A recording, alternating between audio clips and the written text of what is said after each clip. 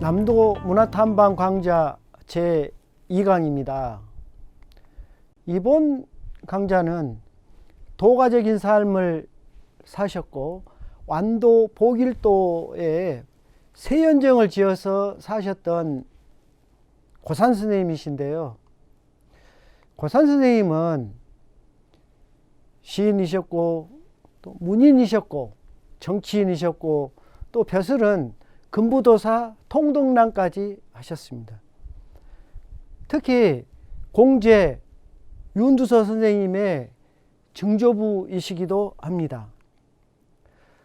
세연정은 전국 3대 별서정원 중 한 곳입니다.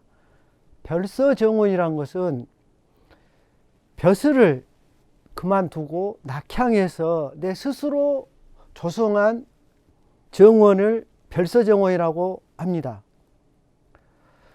호를 고산과 해옹으로 두 개를 가지게 되는데요. 해옹은 보길도에 사셨기 때문에 바다에 사는 늙은이란 그런 뜻이 되겠습니다.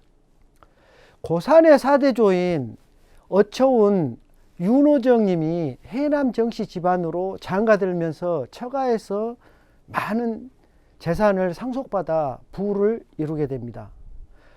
그리고 윤유심의 둘째 아들로 태어났으나 8세 때 숙부 윤유기의 양자로 입적하여 해남 윤씨의 대종을 이루게 됩니다. 1612년 진사시험에 합격을 해서 여러 벼슬을 하다가 49세 때 해남으로 내려오게 되죠. 병자호란 때 선단을 꾸려서 가던 중에 병자호란이 끝났다는 얘기를 듣고 제주도로 가던 중에 풍랑을 만나 잠시 보길도에 머무르다고 이렇게 기록에 전하는데요.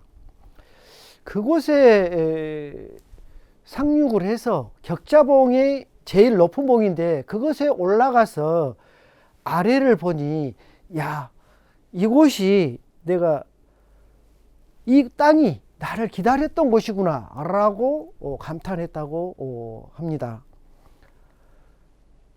자, 대표 저서로 오우가가 있고요. 어부사시사가 있습니다. 그래서 가사문학의 대가로 우리가 많이 또 알려져 있는데요. 건축가로도 알려져 있습니다.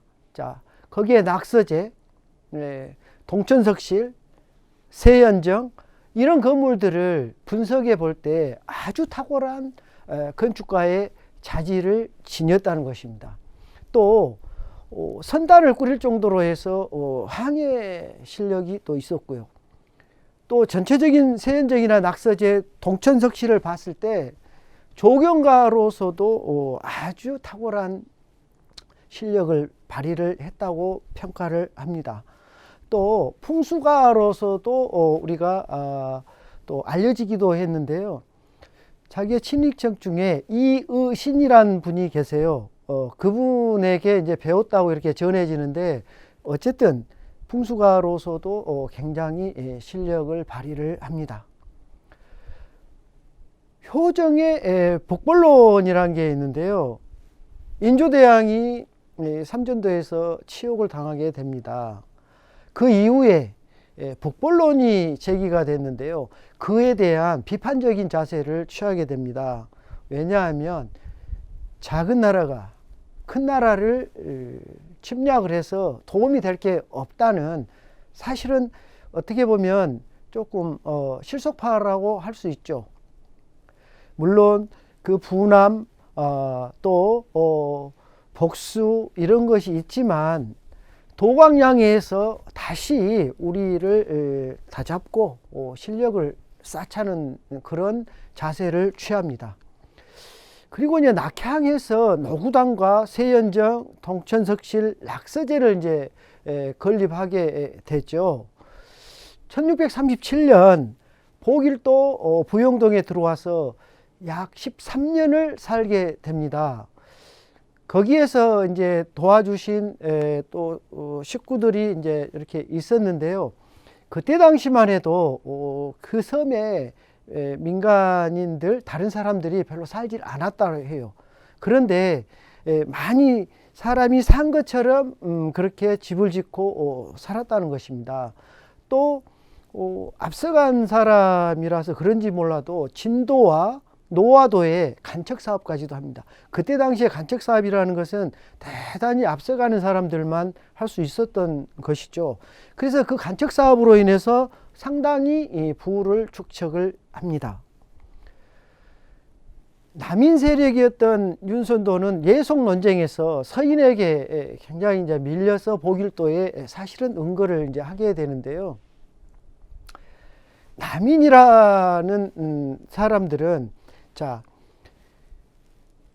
영남학파가 있는데요. 영남학파는 회제 이현석 선생님을 위시로 해서 태계이황으로 해서 영수로 해서 이렇게 영남학파로 합니다. 또 일명 동인이라고 하죠. 그런데 태계 선생님과 갈래에서 나온 게 남명조식 선생님입니다. 거기는 이제 북인이라고 하고요. 또 이쪽 기호학파라고 하는 서인들의 그룹에서는 송시열을 영수로 하는 노론, 명제 윤중 선생님으로 하는 소론이 이루어집니다. 그래서 우리가 사색당파라고 하는데요. 사실 그 당파라는 것은 일제 강점기 시대 때 굉장히 우리를 폄하해 놓은 얘기입니다. 사실은 붕당이라고 해야 맞습니다. 붕당이라는 것은 법붕자를 쓰는데요. 이 정치의 어떤 세력화하는 데 있어서 뜻이 맞고 학문의 세계가 같은 사람들입니다. 이 사람들이 서원이나 향교에서 모여서 이런 정치적인 논리, 학문적인 논리를 하는 것을 이제 붕당이라고 해야 이제 옳다고 했습니다. 그런데 거기에 고산 선생님은 남인 세력이었다는 것이죠. 그래서 노론의 영수인 송시열 선생님께 예속 논쟁에서 이렇게 좀 그때 밀려서 보길도에 오게 된다는 것입니다. 이후에 해남 윤씨는 사실상 배설길이 막히게 됩니다. 윤선도 시기의 노구당은 사실은 제실의 기능만 하였다고 보여지는데요. 실제 거기서 살림은 세연정에서 하고 노구당에서는 살림을 하지 않습니다. 그래서 이제 윤두서 시기에 그때가 이제 1752년 정도 되는데요. 서울집을 정리하고 해남 노구당에 이제 정착을 하게 되면서 살림집으로 본격적으로 증축을 하게 됩니다. 그런데 남부지방의 특색은 일반적으로 일자나 이자형입니다. 그게 전통적으로 이렇게 되어 있는데요. 중부지방에서도 경북지방의 형태는 미음자형입니다. 이것을 일명 뜰집이라고 하는데요. 이 뜰집의 형태가 현재 노구당의 건축적인 요소로 작용을 합니다. 이쪽에 구례의 운조루도 경북지방의 집인데요. 미음자형입니다. 다음 강의 때 계속 나올 것입니다만은 어쨌든 해남 노구당은 미음자형 형태로 해서 우리 지역의 어떤 전체적인 전통 방식이 아니다는 것. 그리고 윤두서의 아들 윤덕열의 딸이 다산 정약용 선생님의 어머니입니다. 그러니까 윤두서는 다산 선생님으로 보면 외정조부가 되겠습니다. 그러니까 거기에서 엄청난 해남 윤씨들의 영향을 많이 받았다는 것이 반증이 되는 거죠. 그리고 현재 당원은 윤선도 고택이라고 하는데 윤선도 고택보다는 윤두서 고택이라고 해야 더 타당하다고 다들 얘기를 합니다. 79세 때가 1665년인데요. 현재 광양 옥령면 추동마을에서 2년 4개월 동안 또 유배 생활을 하게 됩니다. 그때 고산 유고를 쓰게 되는데요. 그때는 이제 희양현이었는데요. 그때 광양시하고도 인연을 맺게 되는 거죠. 아까도 얘기를 했지만은 우국충정에서 병자호란 때 개인 선단을 꾸려서 전투에 참가하려 했으나 전쟁이 끝났다는 소식을 듣고 고향으로 이제 내려와 완도 복일도에 이제 은둔하게 되는 거죠. 노구단과 세현정 동천석씨를 건축으로 조선 최고의 이제 건축가로 일컬어졌다고 얘기를 했습니다.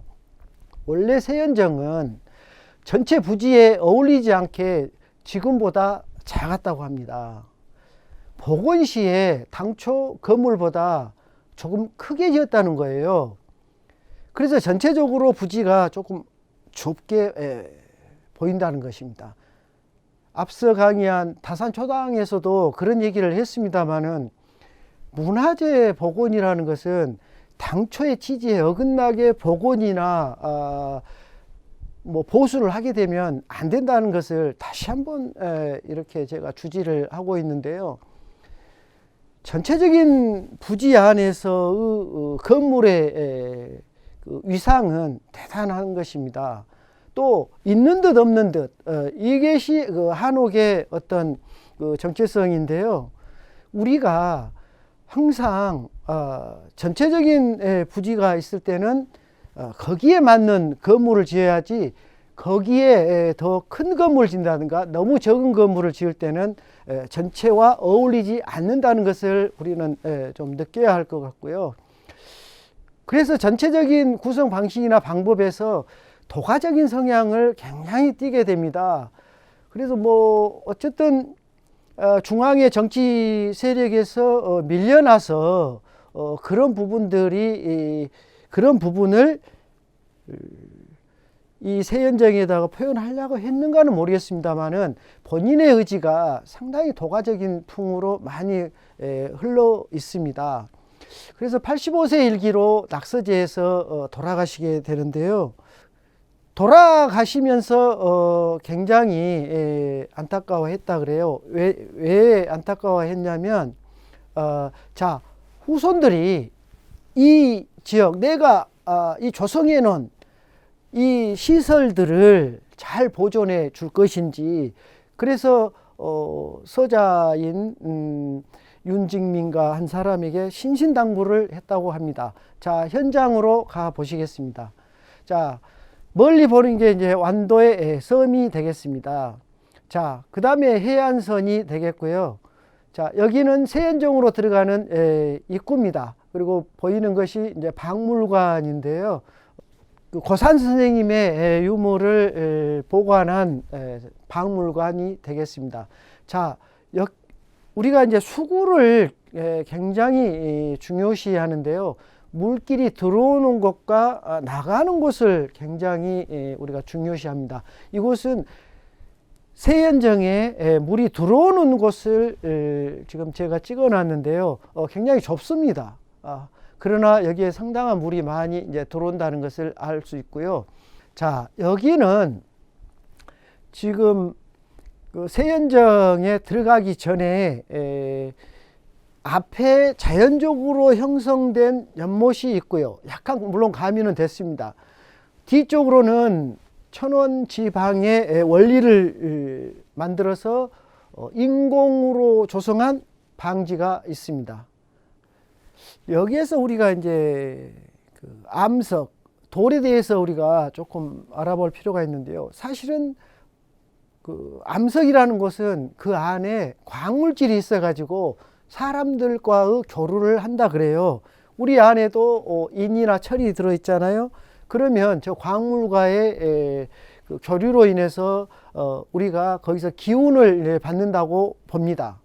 자, 이런 것으로 생각해 볼 때 이 세현정은 상당히 기가 센 곳이라고 보여지죠. 자, 굉장히 힘차 보입니다. 그리고 큰 바위와 작은 바위의 어울림이 굉장히 돋보이죠. 자, 이곳은 세현정을 정면에서 찍은 것입니다. 여러 사람들이 보이기는 합니다만은 자, 이게 정면 3칸에 측면 3칸이 되겠습니다. 그리고 집은 팔짝 지붕이 되겠습니다.